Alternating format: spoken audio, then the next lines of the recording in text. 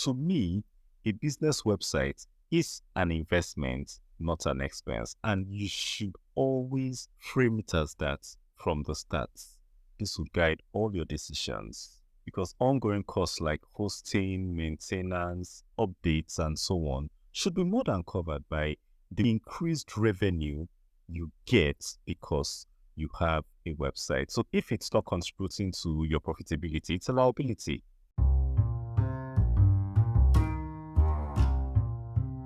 In 2011, I started a web hosting company. So what that basically is, when a web developer is done with building a website, they bring it to us, we put it online, and they pay per month or per year, depending. One thing I realized though was most of the customers we had on the web hosting company were businesses. And one thing I realized was that approximately 65% of these businesses had issues renewing their hosting after the first year. Then we would usually call clients who hadn't renewed their subscription. Then there aren't a lot of clients, so we could do that. And the top reason we saw, or the top reason they gave, was that there was no point renewing the website since there was no income coming from the website. This was strange to me, and thinking of it today, I believe it's part of the reason why I started Target ICT 7 years later. The first skill I learned was marketing. Whatever I do, I always think of the marketing aspects of it. And this is something we do at Target ICT. So a top consideration for every project we accept would always be, how would this return the investment made on it by the company? One thing I believe is that your website should be an investment that pays for itself, not a money pit. And in this episode, we would look at why your mindset should shift to this. And also, I'm actionable, I'm always practical. We would look at how you can turn your business website into a profit generator. So first of all, before we go into that, we'll talk about why your website must pay for its own way. Your website should pay for itself because first of all, we all know websites, scratch that, good websites aren't cheap.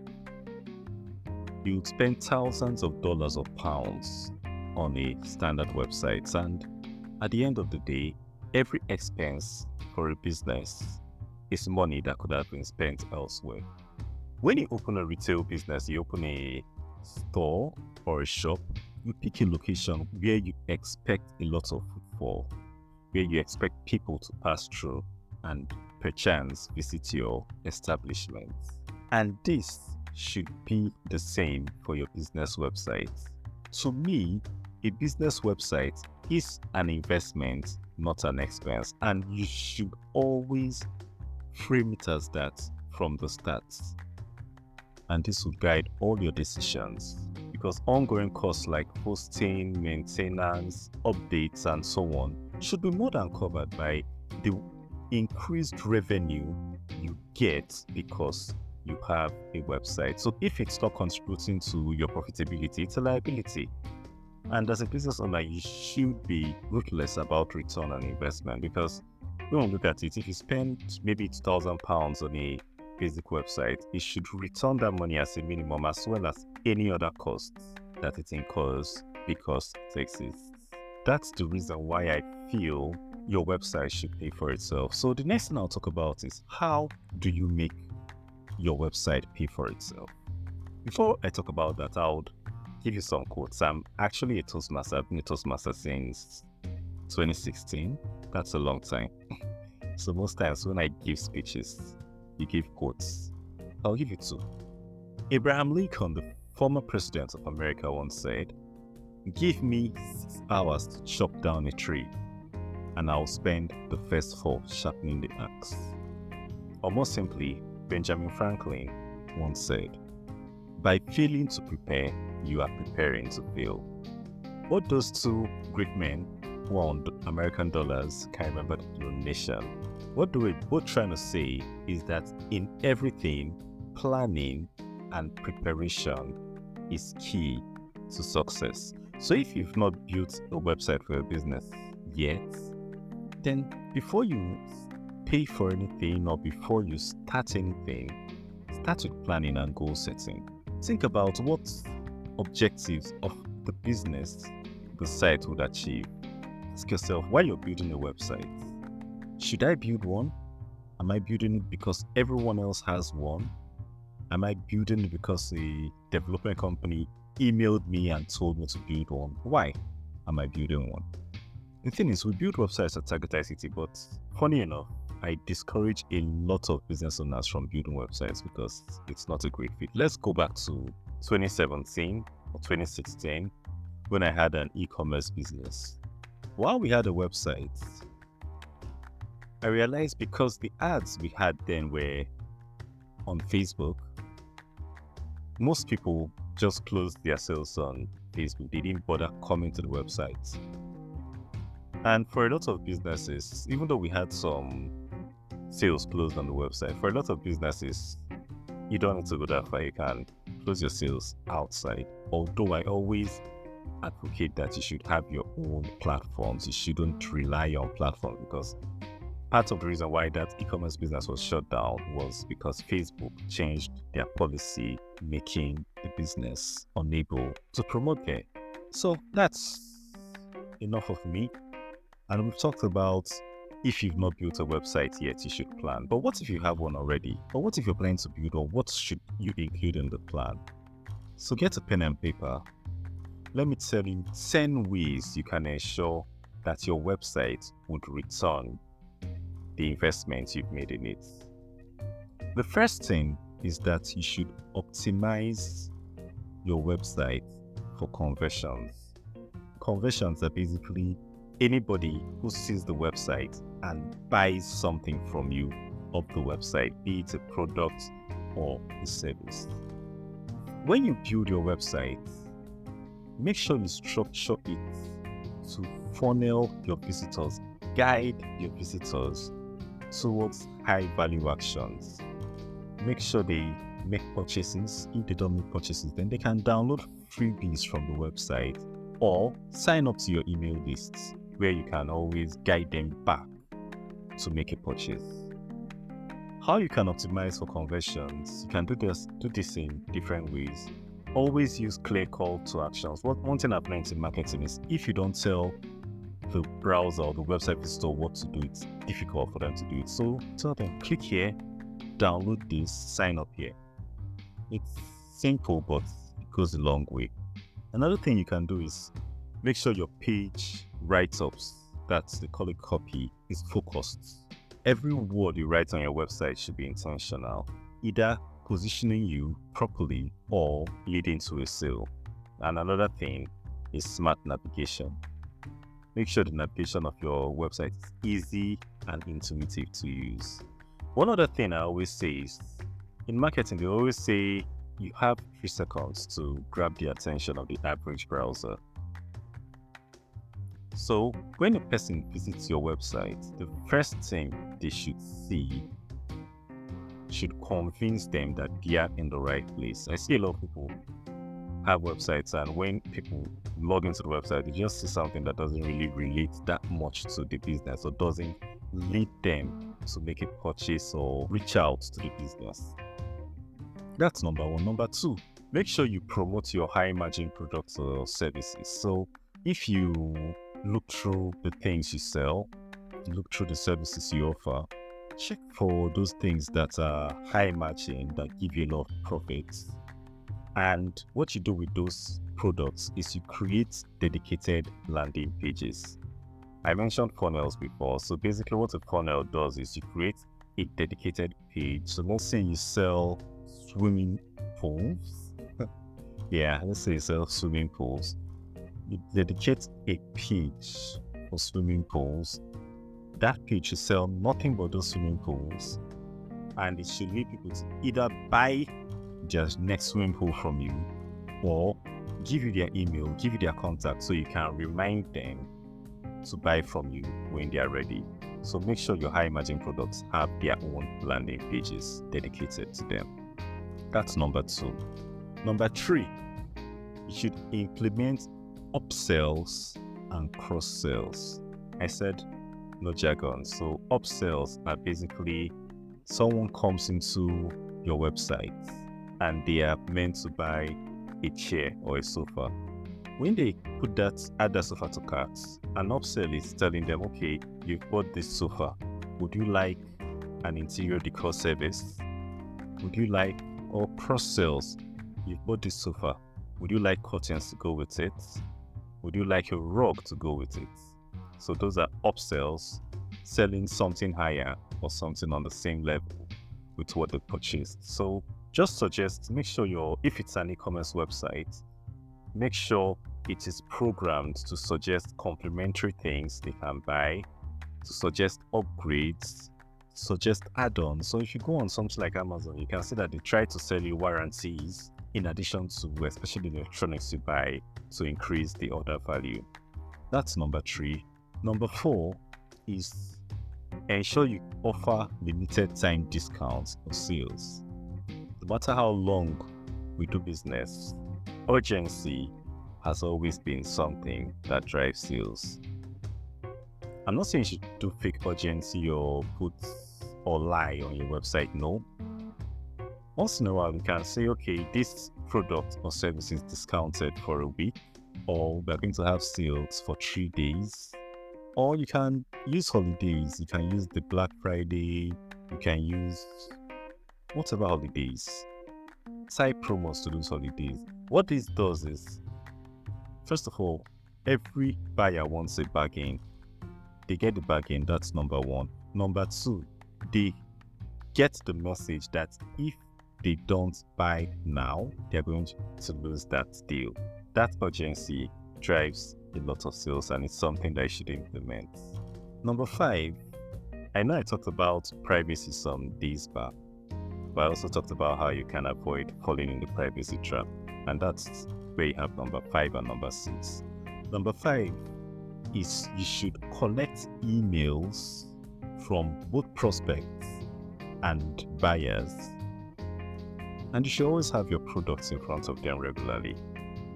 So for prospects, you can always show them the product they looked at. For buyers, you can show them complementary products, or you can also show them product upgrades or upsells, like I mentioned before. So you should have things like pop-ups. That's where you have the box come up and say, give me your email and name, or forms on your websites to capture these people, so you can always market to them later. The next one is retargeting. If you notice, there are times you go on an e-commerce website, you look at a product, then you go to another website and you see that e-commerce website, that product you looked at is being advertised on this other website you went to, which is not related. That's what they call retargeting. So you can always retarget your visitors on your website. It's actually very simple. You just install what's called a pixel on your website. So that pixel, what it does is anybody who visits the site, it takes note of what page they visited. Did they visit the product page? Did they add it to cart? Or did they get to the checkout page without paying? Or did they buy? It takes all that into cognizance and lets you know, so you know what to do. So there are times you add a product to cart and the website emails you that, oh, complete your order and get a discount. That's what retargeting does. That's what this pixel I mentioned does. So implement retargeting on your websites. It's important. Another thing you should do, which I always advocate, is to test and iterate constantly. So page elements, test your buttons, test your calls to action I mentioned first, test your images.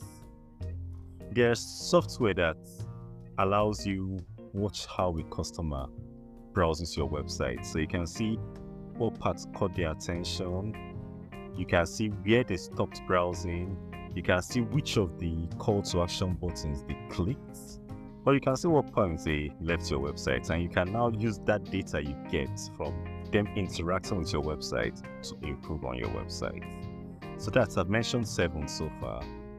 Another thing I would advocate is installing live chat modules on your website. So whatever questions they have at that point where they are visiting is answered immediately. If you don't have personnel that can serve these clients 24/7, then you can install a chatbot. We have an episode on chatbots and AI.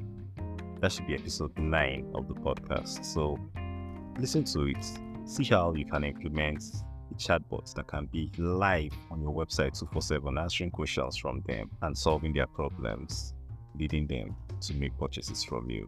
Number 9 is another important thing. You buy socially. Before you buy, if you think about it, before you buy, you want to look at reviews. You want to be sure that other people have bought and they had a good experience. So on your website, implement elements of social proof. Make sure you have reviews. Make sure you have testimonials. Make sure you have case studies and the like. What these things do is that they build trust, they build credibility, and they lead to more sales. And the last thing I would say, there's more than 10, but we'll probably have a 10-hour podcast episode if I go through everything you can do.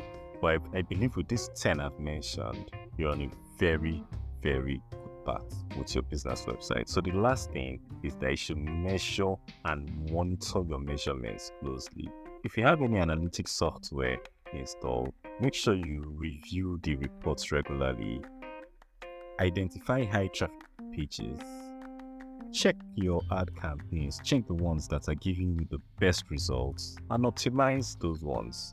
Optimize those pages, optimize those campaigns, and cut out what's not working. Today, we've talked about how websites should be viewed as investments, not expenses, and why you should have a mindset shift and start demanding returns on investments in your website. We've talked about planning and goal setting being the first thing you should do before building a website. Remember Benjamin Franklin and Abraham Lincoln.